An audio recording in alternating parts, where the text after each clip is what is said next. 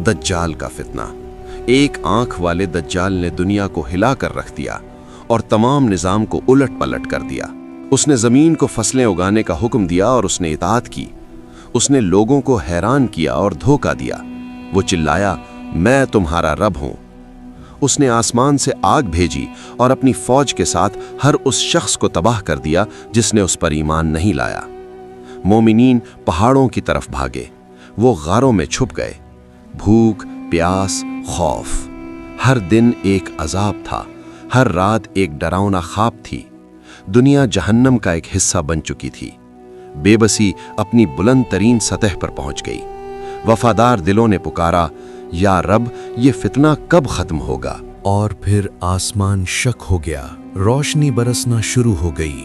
अपने कंधों पर बाल लटकाए हुए ईसा इब्ने मरियम जमीन पर तशरीफ लाए। हजरत ईसा ने दज्जाल के मुकाबले में खड़े हुए। उन्होंने इस आजमाइश को मुकम्मल तौर पर खत्म कर दिया। दज्जाल जमीन से मिटा दिया गया। दुनिया को सुकून मिला, इंसाफ फैल गया। मोमिनीन आखिरकार सांस ले सके।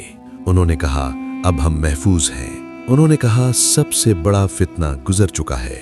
फूल खिल गए, परिंदे गाने लगे, बच्चे गलियों में हंसने लगे। लेकिन ये सुकून, ये मीठा सुकून ज्यादा देर तक नहीं रहने वाला था। एक दिन जमीन के अंदर से अजीब व गरीब आवाजें आईं। चट्टानें क्रैक होने लगीं, पहाड़ हिल गए, समंदर उबल पड़े और फिर जमीन शक हो गई। वो बाहर आए, वो दहशतनाक मखलूकात बाहर आ गईं। लेकिन वो कहां से आए थे? जमीन के अंदर से या दूसरी दुनियाओं से, ये ठीक से मालूम नहीं था। वो बहुत मजबूत थे।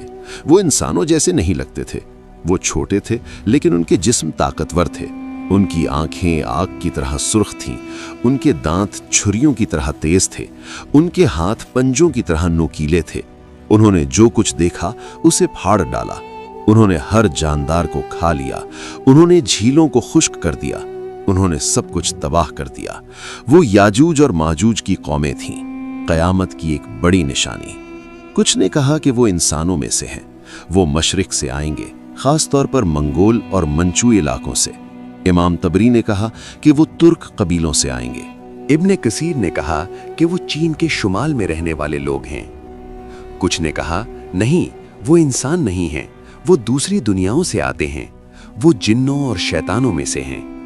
इमाम सुयूती ने कहा कि वो आलम गैब से आते हैं। तो कौन सी बात सच है और वो अब कहाँ हैं?